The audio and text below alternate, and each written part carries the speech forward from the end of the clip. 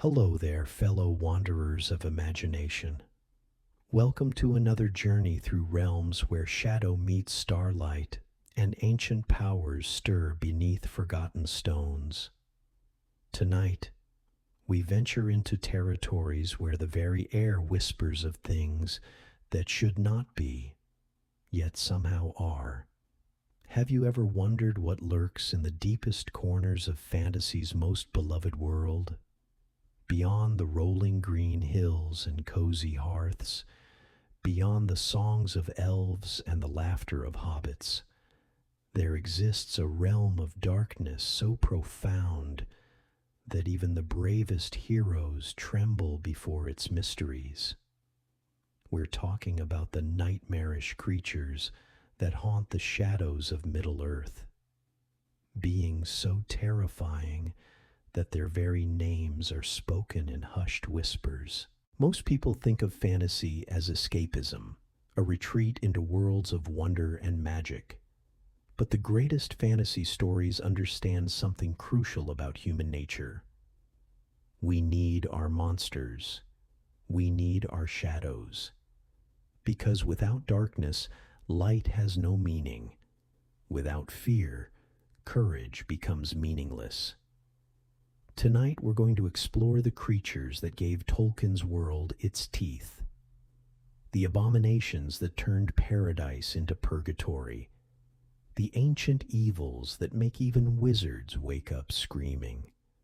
And trust me, by the time we're finished, you'll understand why some doors should never be opened, and some names should never be spoken aloud. Let me paint you a picture that will haunt your dreams. Imagine you're standing in what was once the greatest dwarven city ever built. Halls that stretched for miles, carved from living rock with such artistry that they put cathedrals to shame. 7 levels of wonder descending into the heart of the mountain, each more magnificent than the last. This was Khazad-dûm, the mansion of the dwarves, where the sound of hammers on anvils rang out like music, and the forges never grew cold. But now those halls echo with something else entirely. The forges are cold as death, the workshops lie abandoned, and in the deepest places, something moves that was never meant to see the light of day. The dwarves called it Durin's Bane, and it destroyed their civilization in a single year. What kind of creature could accomplish such devastation? What horror could drive an entire people from their ancestral home, leaving behind thousands of years of treasure and history?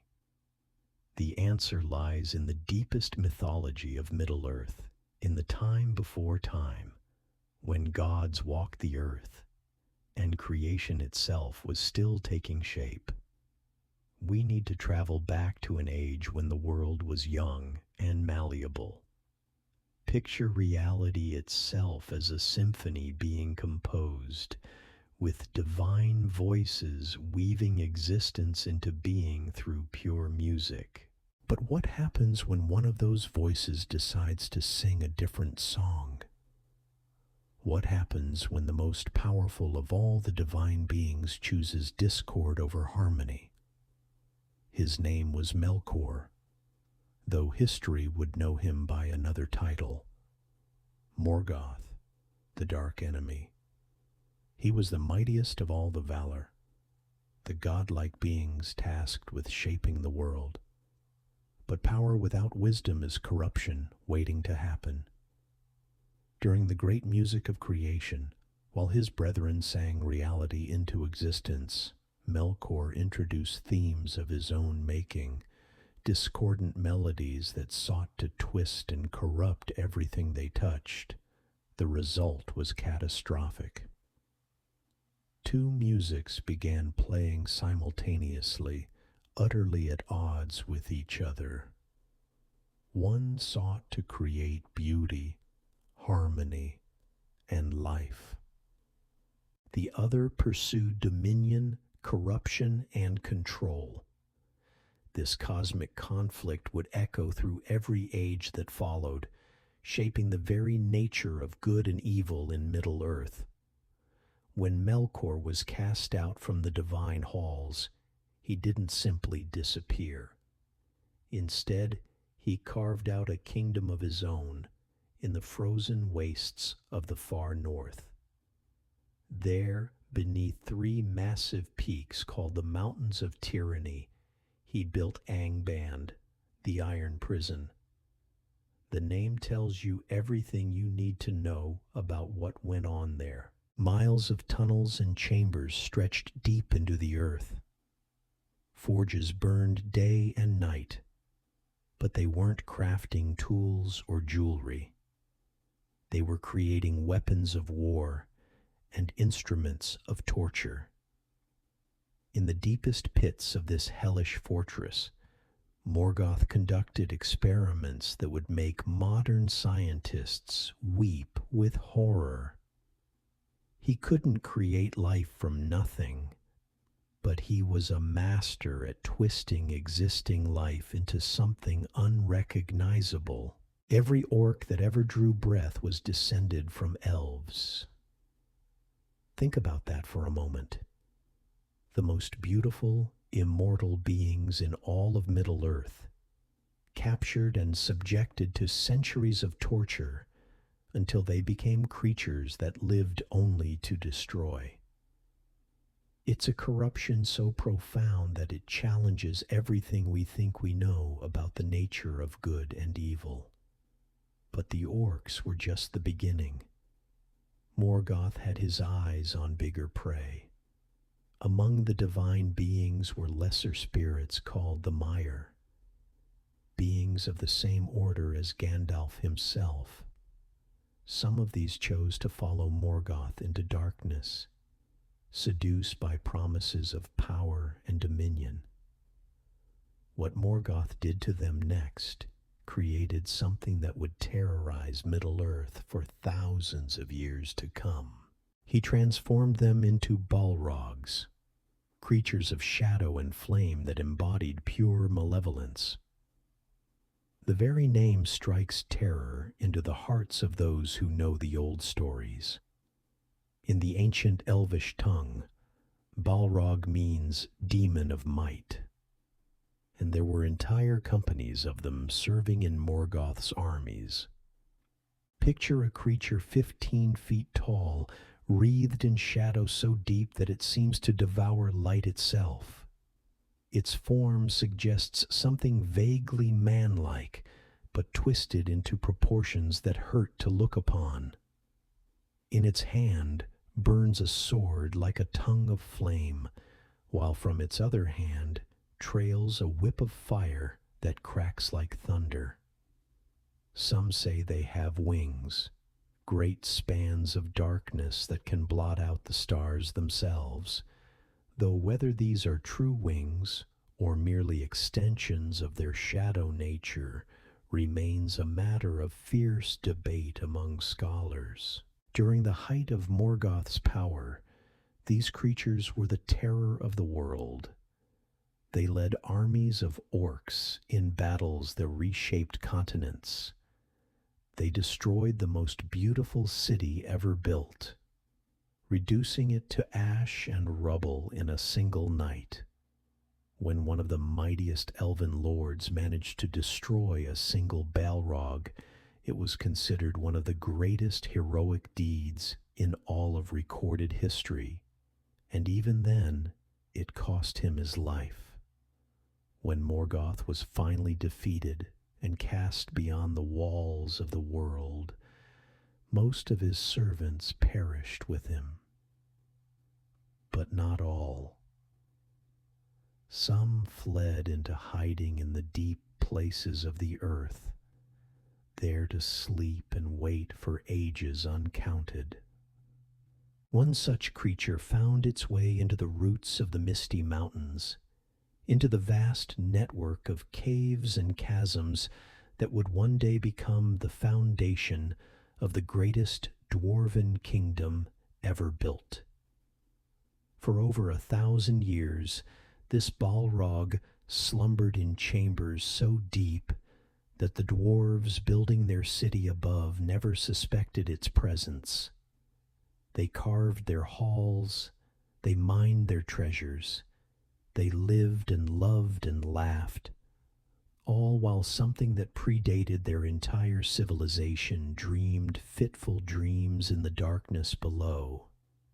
The dwarves of Khazad-dûm were master craftsmen, their skill with hammer and forge unmatched throughout all the lands of Middle-earth.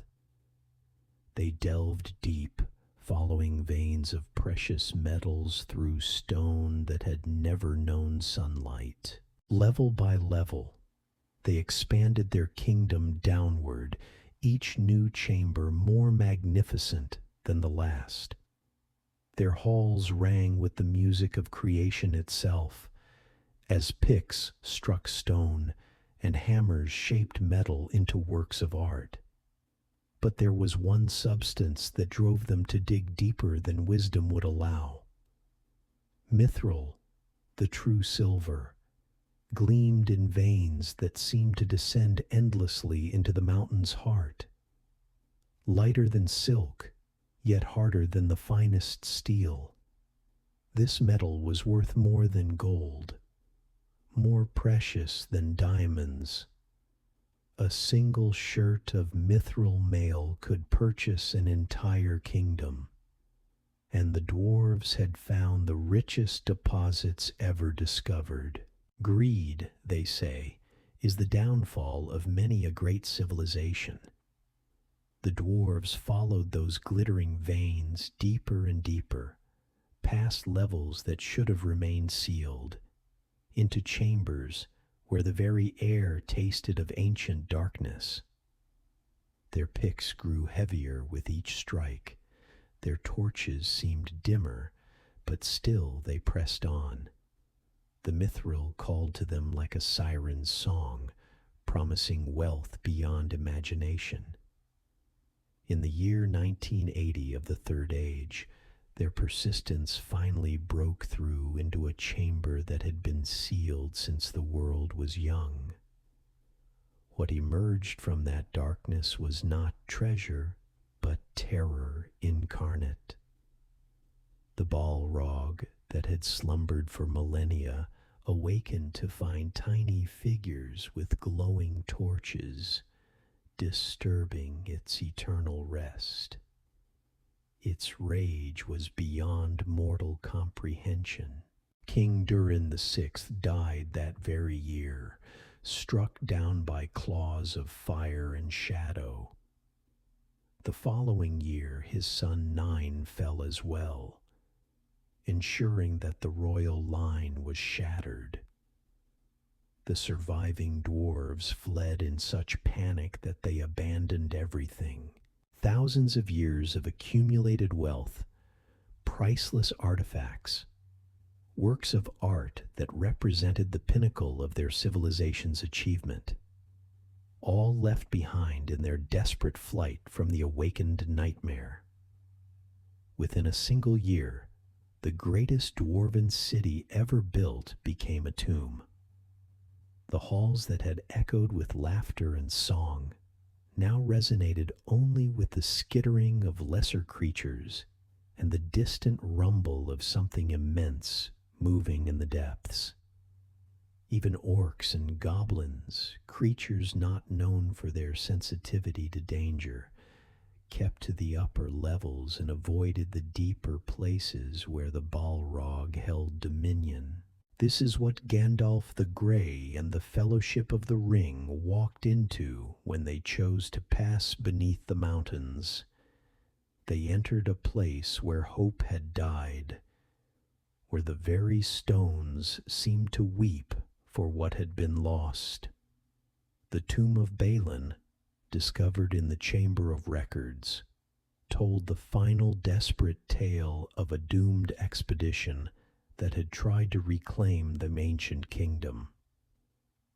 Their last words, scrawled in trembling script, spoke of drums in the deep and something approaching that they could not name. But the Balrog was not the only terror lurking in the roots of Middle-earth. In ages past, when the world was even younger and stranger, there had been others. Things that gnawed at the foundations of mountains, entities so alien that even the wisest could not name them or guess their origins. The Watcher in the Water was one such being, a creature of tentacles and malevolence that had claimed the dark pool outside Moria's western gate as its domain. Imagine approaching those ancient doors, carved with elvish script that gleamed silver in starlight. The riddle seems simple enough, but as you stand puzzling over the words, something stirs in the black water behind you. A tentacle, pale and luminous, rises from depths that seem to have no bottom. Then another, and another. 20 arms or more, each one seeking, grasping, hungry for living flesh to drag down into whatever nightmare realm exists beneath those still waters. The Fellowship's encounter with this nameless horror lasted only minutes, but it changed everything.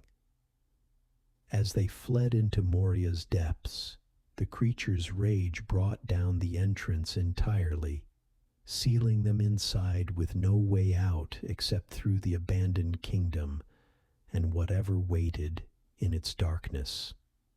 Even now, long after the War of the Ring has ended and peace has returned to Middle-earth, that thing still lurks in its pool, patient as only immortal horrors can be patient. These creatures represent something fundamental about the nature of evil in Tolkien's world. They are not simply obstacles to be overcome or enemies to be defeated. They are embodiments of corruption itself, living proof that some wounds in reality never fully heal. They serve as reminders that beneath the comfortable surface of the world we know, older and darker things continue to exist, waiting for their moment to rise again. The most chilling aspect of these beings is their patience. Balrogs can sleep for millennia without stirring. The Watcher in the Water has maintained its vigil for ages beyond counting. They operate on a time scale that make mortal concerns seem fleeting and insignificant. What is a human lifetime to something that has existed since the world's foundation? What is a kingdom's rise and fall to a creature that remembers when the stars first kindled? Yet it was not just these ancient evils that brought terror to Middle-earth. Some of the most frightening creatures in Tolkien's world were once mortal men, kings who ruled wisely and well before their hunger for power led them down a path from which there could be no return. They accepted gifts that seemed too good to be true, and discovered far too late that the price was everything they held dear. The 9 rings of power, given to mortal men by one who called himself the Lord of Gifts, promised extended life, greater wisdom, and dominion over vast territories. For a time it seemed these promises would be kept. The kings who wore these rings grew mighty beyond the measure of ordinary mortals. Their kingdoms flourished, their armies became invincible, and their treasuries overflowed with wealth from every corner of the known world. But slowly, inexorably, the rings began to exact their true price. The wearers found that life's simple pleasures no longer brought them joy. Food became tasteless, wine lost its warmth, Music sounded hollow and distant. A terrible cold crept into their bones, a chill that no fire could banish. The world of the living grew dim and gray while the shadow realm became more vivid and real. They had become something neither alive nor dead, existing in a twilight realm between the two states. The Nazgul, the Ringwraiths, servants bound eternally to the will of the Dark Lord, who had crafted their enslavement with such cunning patience. They could not die, yet life had become unendurable.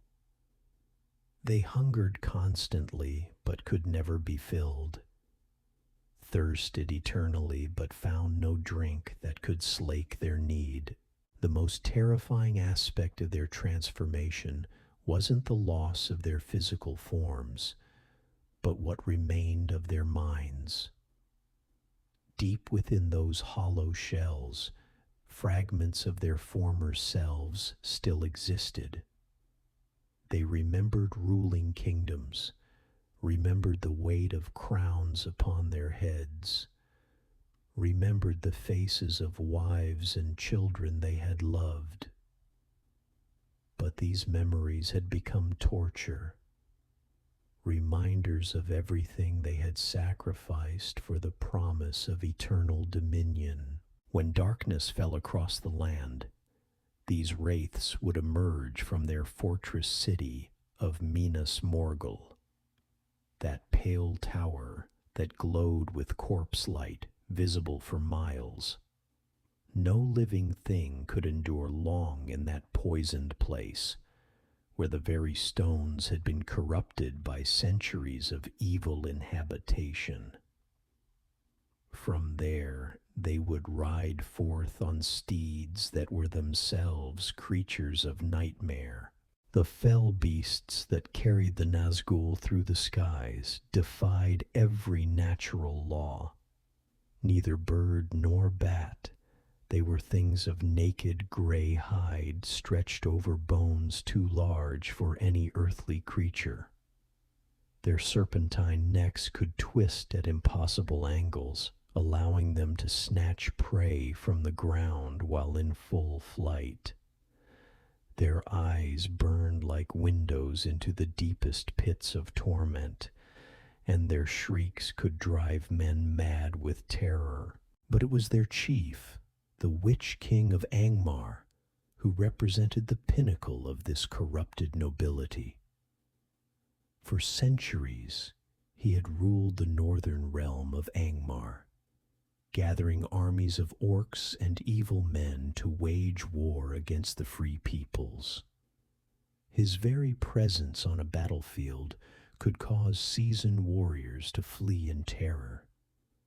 When he spoke, his voice could rend both stone and spirit. The crown of steel that sat upon his invisible head had become a symbol of dominion perverted into something monstrous. Yet even these fallen kings pale in comparison to the cosmic horror that once threatened to devour the very light of the world itself. In the earliest days of creation, when the undying lands were illuminated by two great trees, whose radiance made the sun and moon seem like pale candles, something stirred in the deepest ravines of that blessed realm. Her origins remain shrouded in mystery, which somehow makes her even more terrifying. The chronicles tell us only that she was a spider of monstrous form, but from whence she came, or who might have sired such an abomination, none can say. She existed from the world's foundation, dwelling in a chasm of absolute darkness, where even the light of the two trees could not penetrate. Ungoliant, the gloom weaver, fed on light itself, not metaphorically, not symbolically, but literally consuming illumination and leaving only void in her wake. When Morgoth required an ally to help him steal the greatest treasures of the Undying Lands, he sought out this creature of primordial hunger. What he found was something that challenged even his understanding of malevolence. She was vast beyond mortal comprehension, able to rear up until her bulk blocked out the very clouds. Her webs could span entire valleys, and the malice in her countless eyes burned with a hatred older than the foundations of the earth. When Morgoth promised her rewards greater than all the light she had ever devoured, she agreed to help him, though neither trusted the other even for a moment. Together, they approached the two trees, when the divine guardians were away celebrating a festival. What followed was perhaps the greatest catastrophe in the history of creation. Ungoliant began her feast, and the trees that had provided all light and life to the undying lands withered and died under her assault. She drained them completely, consuming their essence and growing ever larger and more terrible with each drop of radiance she stole. Imagine the sun and moon being devoured before your eyes, plunging the entire cosmos into absolute darkness. That gives you some sense of the horror that befell the Undying Lands. The very source of beauty and life in that blessed realm was extinguished, leaving behind only the memory of what had been lost. But Ungoliant's appetite knew no bounds. When Morgoth gave her the stolen gems he had promised as payment, she devoured them all, yet remained unsated. Her hunger had grown with her feeding, and now she demanded the ultimate prize, the 3 Silmarils, jewels that contained the last light of the two trees, captured before their destruction. This was the one treasure Morgoth would not surrender. When he refused, something unprecedented occurred. The Dark Lord himself, the mightiest of all the divine beings, found himself under attack by his own ally.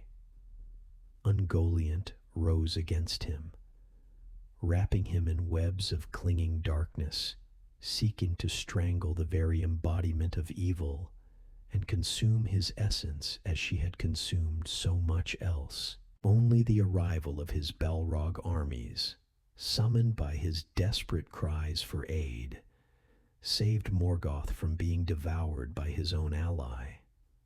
The creature that had nearly destroyed the Dark Lord himself fled to the Mountains of Terror, where she continued to spawn and multiply, creating offspring that would plague Middle-earth for thousands of years to come. The most famous of her children was Shelob, who made her lair in the passes between Mordor and the lands beyond. For millennia, this spawn of primordial evil grew fat on unwary travelers, and the occasional offering from the Dark Lord himself. Sauron knew of her presence and left her undisturbed, for she served his purposes by making that crucial pass virtually impassable. When Gollum led Frodo and Sam through those dark tunnels, he knew exactly what fate awaited them. The very air in Shelob's domain reeked of death and decay. The walls were sticky with substances best left unexamined, and strange objects embedded in the stone might have been bones or eyes, or things far worse than either. Shelob herself was ancient beyond measure, a creature that had dwelt in those passages since the elder days.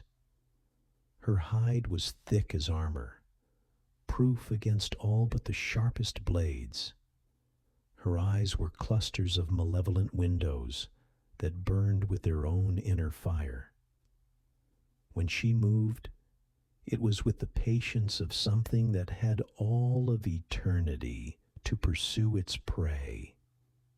The battle between Sam and this ancient evil revealed the true horror of what they faced. When he managed to wound her with his elven blade, black ichor spurted forth, but she seemed barely to notice the pain. Only when her own eagerness to reach him caused her to impale herself more deeply on his sword did she finally retreat, gurgling and writhing in the darkness of her tunnel. Even wounded, she did not die. Creatures spawned from such primordial evil are not so easily destroyed. She merely withdrew to heal, to wait, to plan her next hunt. For beings like Shelob operate on a time scale that makes mortal lifespans seem like brief flickers of candlelight. This brings us to one of the most unsettling aspects of Middle-earth's dark corners. In the deepest marshes that stretch between the ruins of ancient battlefields, something preserves the faces of the long dead. The dead marshes hold within their stagnant waters the phantom images of warriors who fell in battles fought thousands of years ago. Travelers who venture into those dreary wetlands report seeing faces staring up through the dark water. Elves and men and orcs from conflicts so old that their very names have been forgotten. Yet their visages remain as fresh as if they had died yesterday. Phantom lights flicker around these faces, corpse candles that draw the unwary toward the water's edge. These are not the actual dead, for they cannot be touched or reached. Instead, they seem to be echoes or shadows, imprints left by the violence of ancient wars. The proximity to realms of evil has prevented the natural cycle of decay and renewal, leaving these wetlands as a monument to battles that reshaped the world. What makes these marshes particularly unsettling is their permanence. Long after the wars that created them have passed into legend, long after the kingdoms that fought those battles have crumbled to dust, the marshes remain. They serve as a reminder that some wounds in the world never fully heal, that some conflicts leave scars that persist across the ages. The faces in the water represent something profound about the nature of evil in this world. It's not enough for darkness to claim victims in the present moment. True malevolence seeks to corrupt the very fabric of existence itself, to leave marks that will persist long after its immediate purposes have been served. The dead marshes are a testament to evil's desire for permanence, for leaving stains on reality that can never be completely cleansed. As we journey deeper into these realms of shadow and terror, we begin to understand something crucial about the nature of fear itself. These creatures and places don't simply threaten physical harm. They represent existential horrors that challenge our understanding of life, death, and the natural order of things. A Balrog is not merely a powerful enemy to be defeated in battle. It's a living reminder of cosmic discord, of the fundamental conflict between creation and destruction that has raged since the world's foundation. The Nazgul are not simply undead kings seeking conquest. They represent the ultimate corruption of nobility and virtue, showing us what happens when the desire for power overrides every other consideration.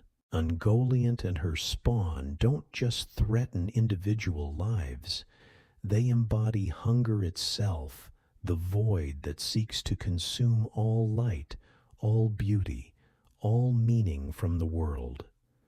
The dead marshes don't merely present physical obstacles to travelers, they force us to confront the possibility that some tragedies are so profound they leave permanent scars on reality itself.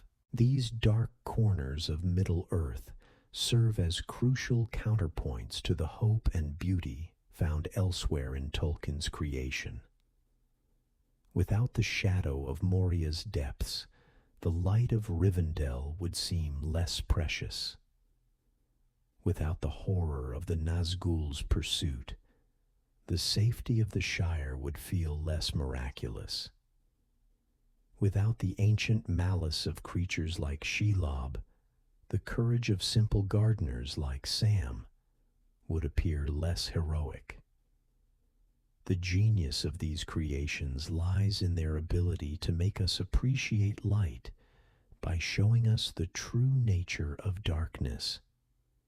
They remind us that in any world worth saving, there must be things worth fighting against.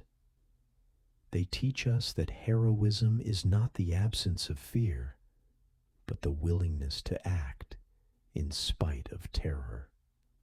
As we continue our exploration of these nightmarish realms, we'll discover that the most effective monsters are often those that once were something else. The greatest horrors spring not from alien malevolence, but from the corruption of familiar forms. The most chilling enemies are those that show us what we ourselves might become if we make the wrong choices. If we allow fear or greed or the lust for power to override our better natures. But perhaps the most unsettling revelation about Middle-earth's darkest corners is how they challenge our understanding of mystery itself. There exists in that world a being so fundamentally alien to the cosmic struggle between good and evil that even the wisest cannot comprehend his true nature. He appears at first glance to be nothing more than an eccentric old man in yellow boots and a blue coat, singing nonsensical songs as he wanders through his domain. Yet Tom Bombadil represents something that breaks every rule we think we understand about power and corruption. When presented with the One Ring, the artifact that has driven wizards to madness and reduced kings to wraiths, he simply puts it on like a party trick. Nothing happens. No invisibility, no corruption, no temptation. The ring that has claimed every other soul it has touched holds absolutely no power over this strange being. This complete immunity to corruption might seem reassuring, but it's actually deeply unsettling. In a world where even the mightiest Valar can fall to shadow, where the wisest wizards must guard constantly against temptation, here stands someone who exists entirely outside these fundamental rules. He claims to be the eldest, to have existed before the Dark Lord came from outside, before the very foundations of the world were laid. The various peoples of Middle-earth have known of him throughout their histories, each giving him names that speak to his impossible antiquity. Yet he remains an enigma wrapped in cheerful songs and riddles. His power within his borders appears absolute. Ancient evils flee from his territory. Barrow-wights, creatures that have terrorized the lands for centuries, are banished with a simple song. Old Man Willow, a malevolent tree that has claimed countless victims, obeys his commands like a chastened child. What makes Tom truly terrifying isn't his power, but his complete indifference to the cosmic struggles that define everyone else's existence. He doesn't fight evil because he fundamentally cannot understand why anyone would want power in the first place. This creates a paradox that challenges everything we think we know about the nature of good and evil. If someone possesses the power to end all suffering but chooses not to act, what does that make them? When the Council of Elrond considers giving him the ring for safekeeping, Gandalf immediately rejects the idea, not because Tom couldn't handle it, but because he would probably forget about it or throw it away. Such concerns simply don't register in his consciousness. This indifference to the fate of the world is perhaps more alien than any monster's malevolence. The most chilling aspect of Tom's existence is what it suggests about the nature of reality itself. If beings can exist outside the fundamental conflicts that drive all other life, if there are powers that remain untouched by corruption or righteousness, what does that say about the meaning of struggle itself? His very presence raises questions that have no comfortable answers.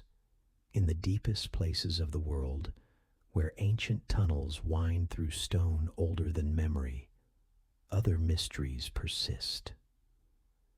The Watcher in the Water was not the only nameless thing to gnaw at the foundations of mountains. Gandalf himself spoke of creatures in the deep places that were older than Sauron, beings that had existed since the world's foundation, but remained unknown even to the wise. These entities represent a different kind of horror than the servants of Morgoth. They are not corrupted angels or fallen kings. They are something else entirely, creatures that evolved in the crushing depths where no light has ever shone, where the pressure would turn bone to powder and the darkness is absolute. They have had millions of years to develop in ways that would make the devil himself recoil. The idea that such beings exist beneath our feet, in caverns vast as cathedrals, pursuing alien purposes that mortal minds cannot fathom, adds another layer of existential dread to Middle-earth's mythology. These are not enemies that can be reasoned with or defeated in honorable combat. They are forces of nature, as implacable as earthquakes or volcanic eruptions, yet possessed of an intelligence that makes them infinitely more dangerous. What's particularly unsettling is how little we know about them. Unlike Balrogs or Nazgul, whose origins and purposes we can understand, these nameless things remain complete mysteries. They might be neutral to the struggles above, or they might harbor intentions that make Sauron's ambitions seem trivial by comparison. Their very anonymity makes them more frightening than any named horror. And so we reach the end of our journey through the shadow-haunted depths of Middle-earth, having witnessed horrors that would drive lesser minds to madness, from the flame-wreathed Balrogs that destroyed entire civilizations, to the primordial hunger of Ungoliant that nearly devoured light itself. We've seen how darkness takes countless forms in Tolkien's world. These creatures remind us that true evil isn't just about conquest or destruction. It's about the corruption of everything beautiful and meaningful. The next time you find yourself in a place of safety and warmth, remember what lurks in the deep places of the world. And perhaps you'll appreciate that light a little more. Until our paths cross again in realms of wonder and terror, Keep your torches burning bright against the encroaching dark.